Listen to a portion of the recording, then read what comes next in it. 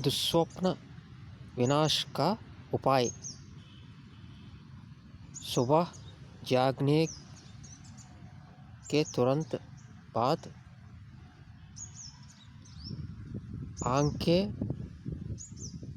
खोलने से पहले ही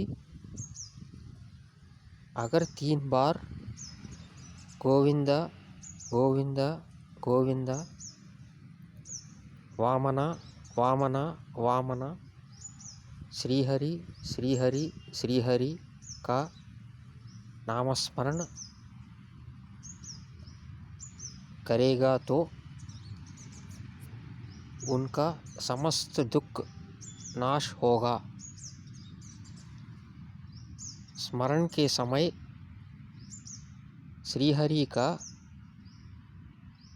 दिव्य रूप की चिंतन भी करना चाहिए।